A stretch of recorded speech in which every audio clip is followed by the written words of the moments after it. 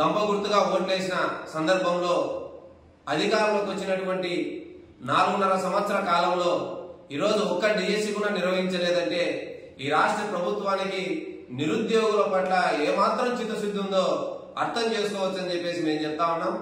ఎందుకంటే ఇప్పటికే నిరుద్యోగ అభ్యర్థులు డిఎస్సి కోసం ఎదురు చూస్తూ బీఈడి టీటీసీ అయిపోయి చేసుకుని ఈరోజు వేల రూపాయలు ఖర్చు చేసుకుంటూ ఇతర రాష్ట్రాలలో ఇతర ప్రాంతాలలో ఈరోజు వేల రూపాయలు ఖర్చు చేసుకుంటూ కోచింగ్ తీసుకున్నటువంటి పరిస్థితి ఏర్పడతా ఉంది.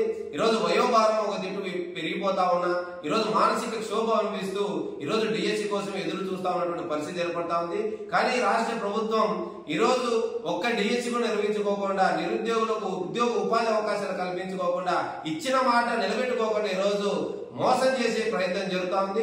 అందులో భాగంగానే మన నిరుద్యోగులు డివైఎఫ్ఐగా బొత్స సత్యనారాయణ గారి కార్యాలయాన్ని కూడా ముట్టడించడం జరిగింది. కనీసం ఒక 100,000 మంది నిరుద్యోగులు కలిసి రావడం జరిగింది. కానీ జరిగినటువంటి సందర్భంలో ఇన్ని రోజులలో కనీసం రాష్ట్ర ప్రభుత్వం ఈరోజు నిరుద్యోగుల స్పందనను గుర్తించి డిఎస్సి నిర్వహిస్తారని చెప్పేసి ఎదురు చూసాం. కానీ డిఎస్సి నిర్వహిస్తారని చెప్పేసి ఆలోచన ప్రభుత్వానికి ఉండేటువంటి పరిస్థితి లేదు. కాబట్టి దీనికి నిరసిస్తూ రేపు 10వ తేదీన జనవరి 10వ తేదీన రాష్ట్ర వ్యాప్తంగా నిరుద్యోగులు కలిసి డివైఎఫ్ఐ కలిసి ఓ పెద్ద ఎత్తున చలో సీఎం క్యాంప్ కార్యాలయాన్ని పిలుపునివ్వడం జరిగింది రాష్ట్ర కమిటీ ఇప్పటికే. కాబట్టి ఆ సీఎం క్యాంప్ కార్యాలయాన్ని ముట్టడితో కానీ ఈ రాష్ట్ర ప్రభుత్వం నిరుద్యోగులకు డిఎస్సి విడుదల చేస్తారని చెప్పేసి ఆశగా ఎదురు చూసిన పరిస్థితి. ఇప్పటికే పోలీసుల చేతి ఈరోజు నిర్బంధాలు ఈరోజు నోటీసులు అక్రమ అరెస్టులు చేయించే ప్రయత్నం జరుగుతుంది. ఎట్టి పరిస్థితులైనా సరే ఈ నిర్బంధాలకు నోటీసులకు ఈరోజు డివైఎఫ్ఐ నాయకులు భయపడే ప్రసక్తి లేదు.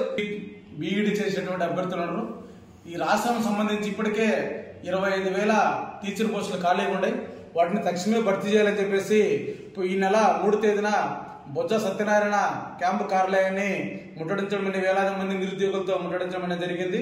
దానికి ఎటువంటి రాష్ట్ర ప్రభుత్వం చలనం కూడా లేకపోవడంతో రేపు చలో సీఎం క్యాంప్ కార్యాలయాన్ని డివైఎఫ్ఐ అదేవిధంగా డిఎస్సి అభ్యర్థులతో క్యాంపు కార్యాలయాన్ని ముట్టడించడం అనేది జరుగుతుంది. రాష్ట్రంలో ఉన్నటువంటి నిరుద్యోగ యువకులు పెద్ద ఎత్తున విజయవాడకు తరలి రావాలా. ఈ ఎన్నికల ముందు ఇచ్చినటువంటి ఏదైతే జగన్మోహన్ రెడ్డి పాదయాత్ర సందర్భంగా మెగా డిఎస్సి నోటిఫికేషన్ ఇస్తానని చెప్పేసి నిరుద్యోగ యువకులకు అనేక వాగ్దానాలు ఇవ్వడం జరిగింది. ఇప్పటికే దాదాపు 5 సంవత్సరాలు పూర్తవుతోంది. ఇంతవరకు ఒక డిఎస్సి ఇచ్చినటువంటి పాపాన్ని రాష్ట్ర ప్రభుత్వం పోలేదు. ఇప్పటికే చదువుకున్నటువంటి నిరుద్యోగ యువకులు ఉద్యోగ అవకాశాలు లేక ఇతర దేశాలకు ఇతర రాష్ట్రాలకు వలసలు వెళ్లి బతుకుతున్నటువంటి పరిస్థితి ఏర్పడుతుంది. కాబట్టి రాష్ట్ర ప్రభుత్వం ఇప్పటికైనా తక్షణమే నోటిఫికేషన్ డిఎస్సి ప్రకటించాలా, లేకపోతే రాష్ట్ర వ్యాప్తంగా పెద్ద ఎత్తున డివైఎఫ్ఐ ఉద్యమ సంఘం ఆధ్వర్యంలో ఆందోళన కార్యక్రమాలు చేపడతామని చెప్పేసి తెలియజేస్తున్నాం.